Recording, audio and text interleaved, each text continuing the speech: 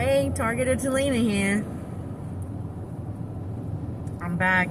I put water in my car, and my car looks messy because I'm having to live in it right now because of being a targeted individual and the crimes that I have survived and been victim of at the hands of my organized crime family and the government.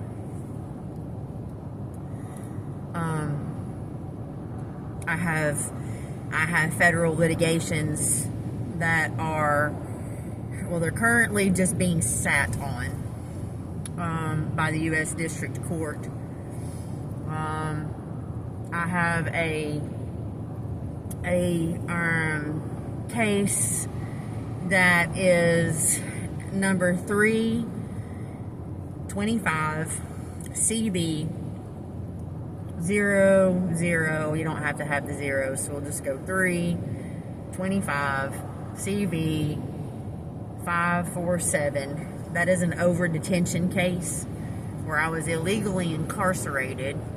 The whole foundation of why I was incarcerated was illegal, but also while I was incarcerated, it was a 10-day sentence for a void contempt of court order charge by a very corrupt judge that I call Dirty Sanchez. He is a criminal court Division II judge in Knox County, Tennessee. Sanchez really is his last name, so I just nickname people. It's one of the things I do. They love it. But I was put into jail, and because what I'm surviving is a RICO enterprise, all of these agencies just work in concert. So it was illegal. I mean, there were no grounds for him to put me in jail. It's not the first time that's happened either since all this shit started. Only time he has done it, though. But when I got into jail, I was supposed to be held for 10 days, a 10-day sentence, and I was held for 12. So the jail just didn't let me out. When you're a targeted individual, you do not have rights, not civil rights, not human rights, not constitutional. I mean, you do not have rights. They make certain of that.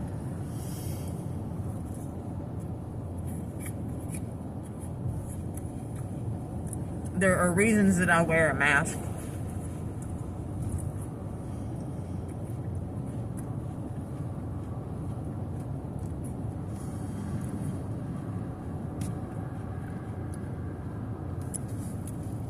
I would say that everybody loosely needs to wear a mask because of what's going on in the skies right now. But I have a little bit of an increased reason to wear a mask because of the organized, coordinated, heightened activity proximally to me at all times. There are emissions that do various things to me physically. Because I'm very cautious about, since I don't live anywhere particular, I either drink water, usually out of a stream with my filter, or get bottled water.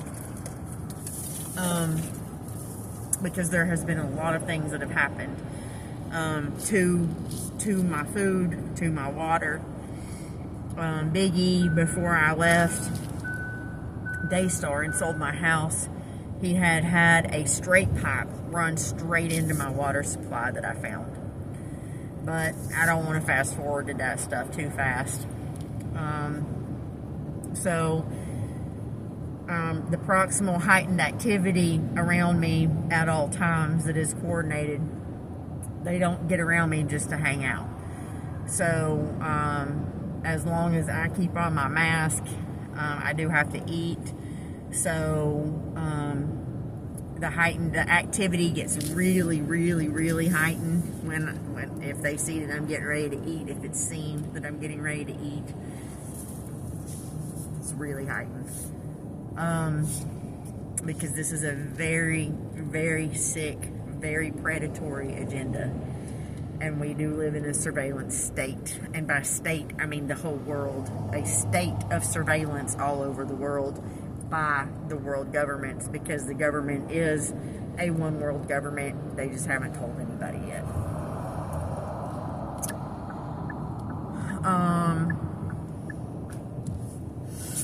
So I want to go back. I had started writing a book, and I've still got the books that I'm writing, but because of what I'm having to do with the legal stuff right now, I don't have time to do that. And I had started writing a book prior to the assassination attempt that I survived on March the 6th of 2024, and I'll get to that a little bit later. But I had been gifted a house by Big E, gifted a house. You don't get given anything by dark people that are coming from a dark spiritual place, except that it is a backhanded gift. And it will never be a gift to make your life better, but it might make you think that you're getting something out of something for a little while. So anyway, I call it the Trojan House. And just because I'm talking about the book, I will mention this. I had started writing the book prior to March 6th of 2024. And I woke up and it had been ripped up. I mean, people were coming into my home. Because since he bought me the house, he had access to the house. We'll get into a lot more of that here in a little while. I don't know how long it'll take me to get through the childhood stuff, but that's where we're starting. So, basically, I don't really have a lot to say from that point forward where I left off on the last video, except that I was a smart kid, and kind of a nerdy kid, kind of a book nerd. I got in trouble at school a lot, but what I got in trouble at school for was daydreaming, because I didn't focus well on what they were teaching. I learned really fast, and I would learn it, and then my head was up in the clouds. I was never a child who sought out approval from other people or anything like that. So I never had like a huge group of friends when I was a little kid. I was a little I wasn't really shy. I was just more introverted. I started reading really early. Like I was reading novels, like big, thick novels by the time I entered middle school. Always been a book nerd. Always been a book nerd. I turned into a little bit of a party girl, but always had that underlying book nerd about me. Never was a great party girl, but I mean, I had some fun when I was younger.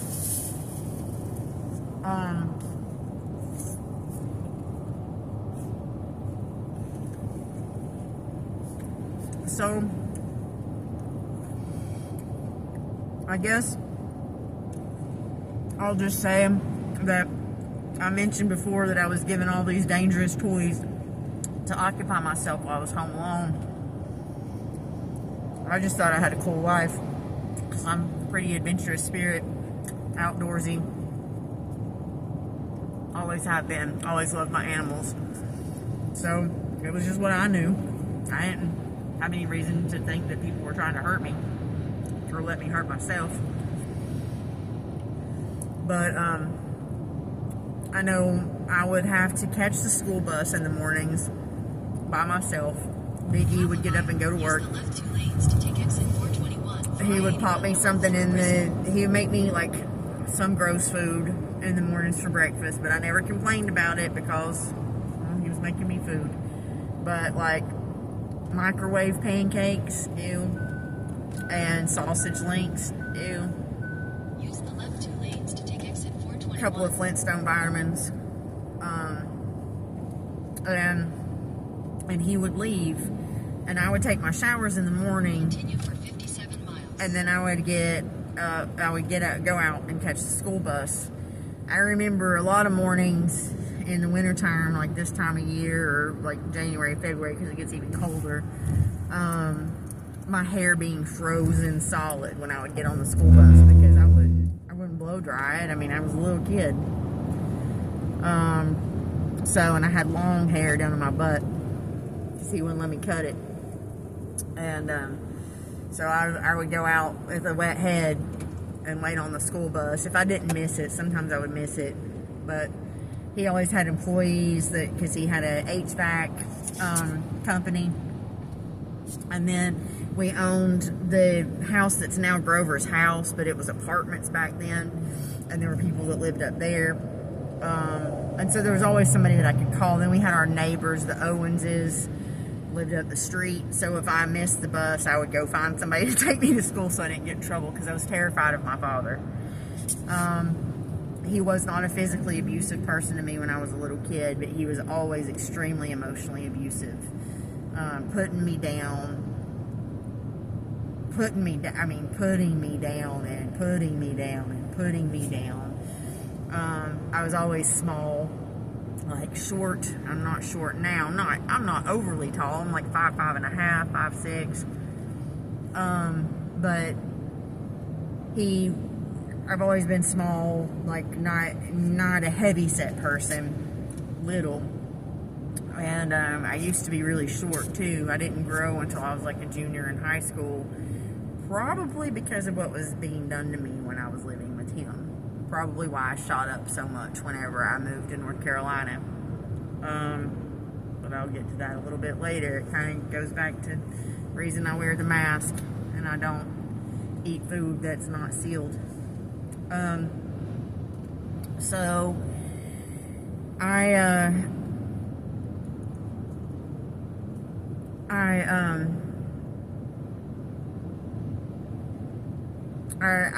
had to catch the bus. I missed it a lot. I would have to go get somebody to take me to school so I didn't get in trouble, because Biggie, he was viciously emotionally abusive to me my whole life. I just didn't know any better.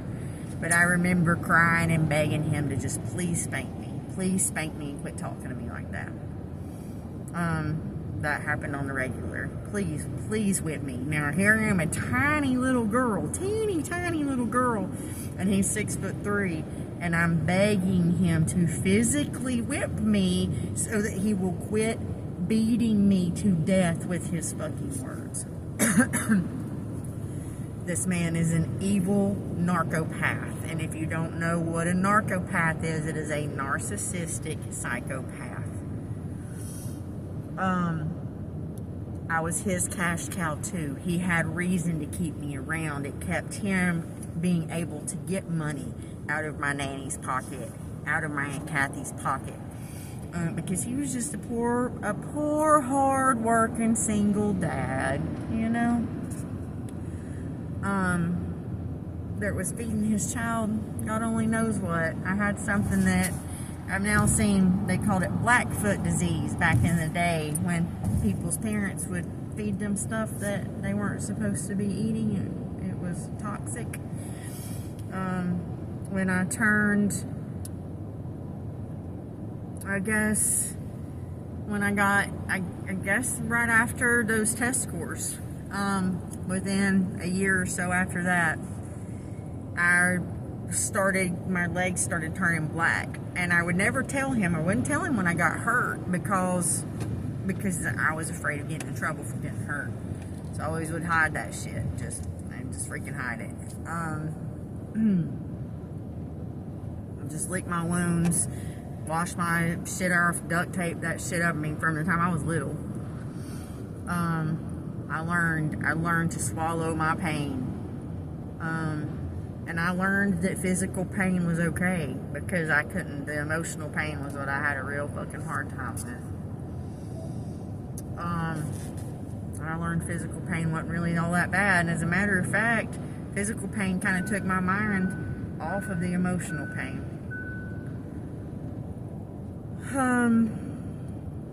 So by the time I was in 6th grade, I started having some really severe knee and hip pain, to which he would say, "You're too young to hurt." amongst other things, but that was one of his favorites. And I started noticing that my legs would turn black and my feet, when I would get up and get in the shower in the mornings, my legs and feet would just turn black. And I wouldn't tell him because I was too young to have anything wrong with me, so he said. And he was right, I was. What I had wrong with me was my fucking sick-ass father.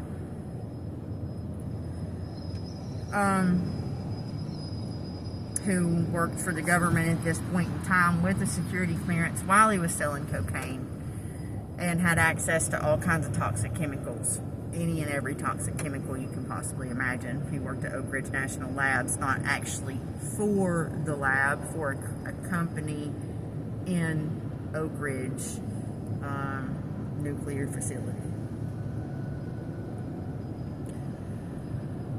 So there's that.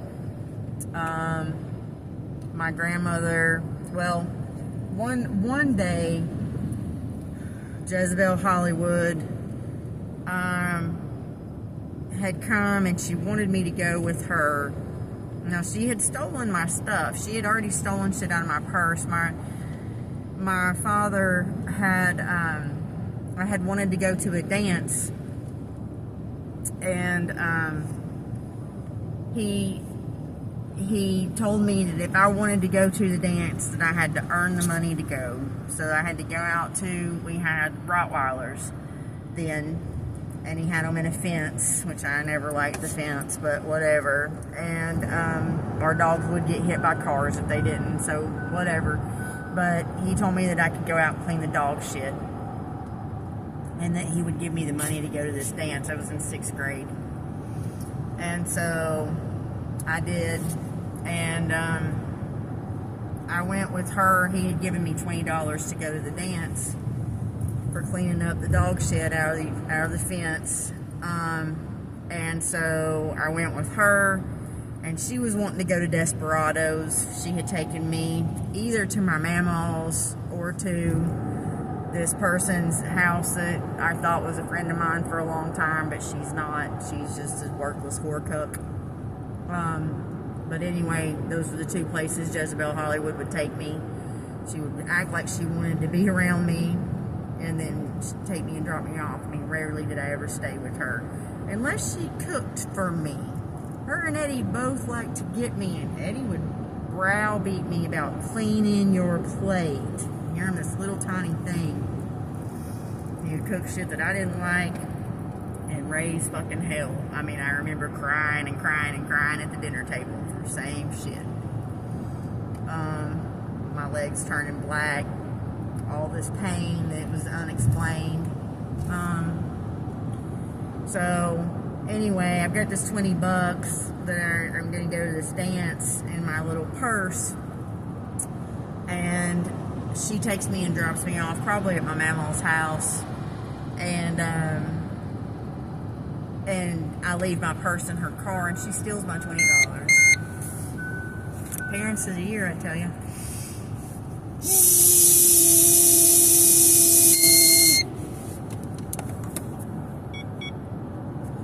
So she steals my $20. First time I knew of that she stole from me. Definitely not the last. And then a while later, she wants me to go with her to, around about that time, but a little bit later, she wants me to go with her one night, and it's a school night, and Big E says no, that I'm not allowed to go. And I was not happy about that, because I wanted so badly to have a relationship with my mother. And so I told him I was gonna go. She was my mother. I was going. And as if he didn't already hate me enough, and I just didn't know it, defying him definitely was the cherry on top of that. And that was the first time, but it was far from the last. I do it every day of my life. It's how I get my jollies.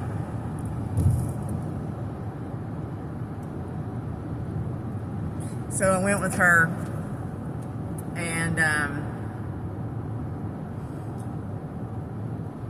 he started seeing this woman who later became my stepmother 3 different times. They married and divorced 3 times. Very functional. She was a drunk, total fucking whore. I mean, I caught her sucking dick while she was married to him, an old man.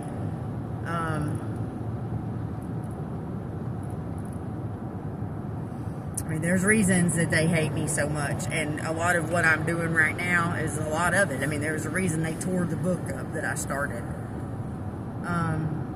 They don't want their shit being told. It's too fucking bad. I didn't want to get almost murdered. I haven't wanted to get poisoned most of my life. There's a lot I haven't wanted, but it is what it is. We get what we get, right? So, he gets with this woman during that period of time while I was in 6th grade. And, she's a total whore. She's married, too. She's married. And he starts fucking her. And, he moves her in. She gets a divorce. And eventually they get married. I think I was like 11 or something when they got married. And so, anyway, they get married, and then I know one morning I was out waiting for the bus, because, well, let me go back to Cherie, Jezebel, Hollywood. So I go with her, and during this time he starts dating Terry, his 2nd, 3rd, and 4th wife. And so during that time he starts seeing her, and me and Jezebel Hollywood get into a fist fight. And she calls him and tells him, "I can't handle her. You have to take her back." I mean, it didn't even last 2 weeks. I couldn't handle her either.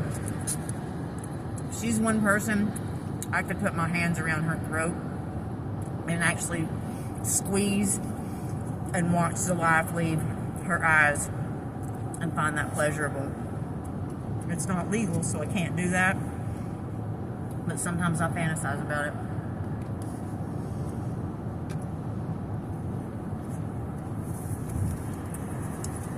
I'm just kidding. It's for entertainment purposes only. I would never hurt myself or anybody else. Definitely not myself. Definitely not anybody else either. But she's worthless.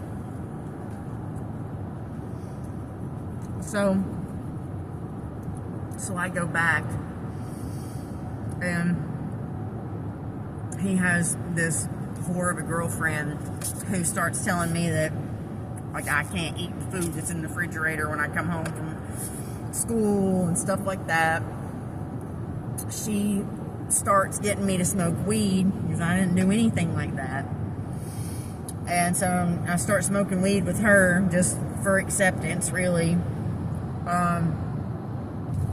And then I realized that it helped those feels I was dealing with.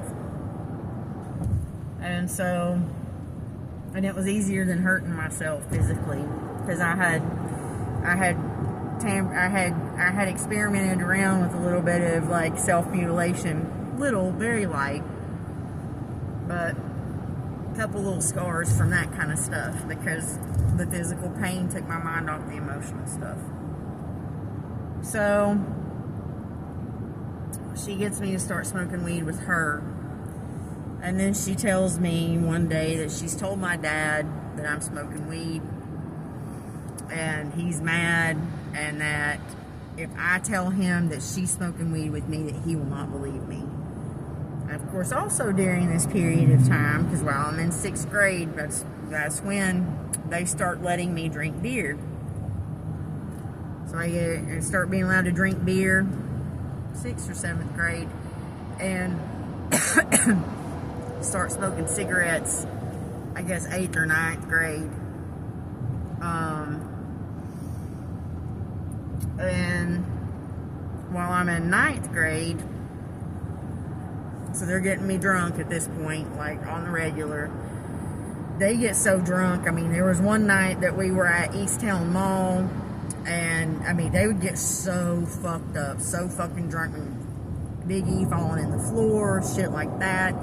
We went to Ruby Tuesdays at Easttown Mall one night, and I don't have a driver's license or anything, and his little wifey had a Geo Storm that was brand new, and it was a stick shift.